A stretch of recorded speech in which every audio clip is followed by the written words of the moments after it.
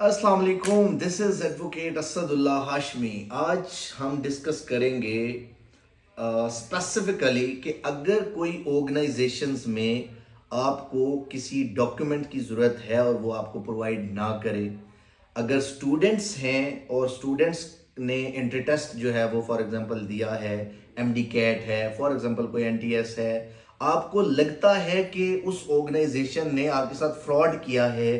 कि for example आपको जानबूझ के फेल किया है, या इंटरव्यू किसी डिपार्टमेंट में आप देते हैं और उस इंटरव्यू की मद में जो है वो आपके साथ ब्लैकमेलिंग करते हैं, या आपको स्ट्रेट अवे इंटरव्यू में कह देते हैं। हमारे पास कुछ केसेस ऐसे आए जिसमें उन्होंने कहा जी इंटरव्यू में कि आप जो हैं नहीं हमने रखना आपको, ठीक है, बात ख़त्म हुई। तो ये डिस्क्रिमिनेशन अगर होता है, या for example minutes of the meeting आपको चाहिए जिसमें आप मेरिट पर थे लेकिन आपको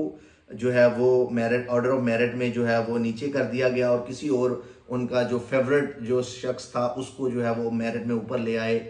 या कोई भी ऐसी चीज जिससे आपके राइट्स इफेक्ट हुए, जिससे आपकी प्रमोशन इफेक्ट हुई, जिससे आपका रिजल्ट इफेक्ट हुआ, या जिससे मेडिकल स्टूडेंट्स हैं, पीजीज होती हैं, वहाँ पे किसी भी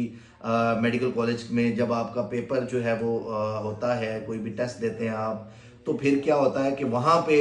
जो भी यानी फॉर एग्जांपल कोई इस तरह की कोई इलीगैलिटी अगर कमिट होती है, तो आप राइट टू इंफॉर्मेशन कमीशन जो है वो इंफॉर्मेशन कमीशन में राइट टू इंफॉर्मेशन जो article 19A of the constitution में प्रोवाइडेड है कि हर शख्स का राइट है कि जिस इंफॉर्मेशन से उसको इन्फ्रिंज किया जा रहा है उसके राइट्स को, या उसको जो है वो फॉर एग्जांपल उसको कोई इफेक्ट हो रहा है नेगेटिवली या पॉजिटिवली व्हाटएवर, तो उसका राइट है उस इंफॉर्मेशन को एक्सेस करने का।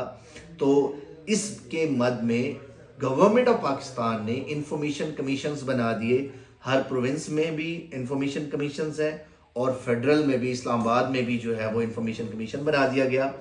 जिसमें 3 मेंबर्स जो हैं वो, जिसमें रिटायर्ड जजेस भी हो सकते हैं, रिटायर्ड सेक्रेटरीज भी एक आध होता है, तो वो एक पूरा कमीशन जो है वो बैठता है। उसमें आपने अपने ग्रीवेंस को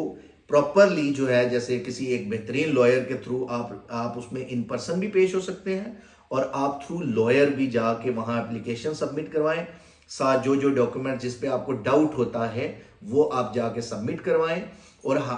वो जो है उस पे आपको उस कंसर्न ऑर्गेनाइजेशन से आपसे रिलेटेड हर डॉक्यूमेंट, हर डेटा, हर नॉलेज, हर पेपर, हर चीज जो है वो आपको वहां से एक्सट्रैक्ट करवा के उसकी सर्टिफाइड कॉपीज आपको दी जाएगी, और then you would be able के जी आप उसको समझ पाएंगे कि क्या वाकई हमारे साथ जो है वो इन्होंने कोई 2 नंबरी की है, या कोई वायलेशन की है लॉ की, या रिक्रूटमेंट में कोई 2 नंबरी हुई है, या किसी भी तरीके से जो है वो वायलेशन हुई है at the stance of the organization, department, कोई इंस्टीट्यूशन। अगर ऐसा हुआ है तो फौरी तौर पे आप वो डॉक्यूमेंट साथ अनेक्स करके रेट जुरिस्डिक्शन में ऑनरेबल हाई कोर्ट्स में जो है वो जा सकते हैं। अगर वो कोई प्राइवेट अदारा है तो देन आप सिविल कोर्ट्स में जा सकते हैं, लेबर कोर्ट्स में जा सकते हैं। In case if you are a workman और वर्कर्स, तो देन जो है वो ये मामलात हैं तो आप इसमें जा सकते हैं। लेकिन फाइनली इसको कंक्लूड करेंगे,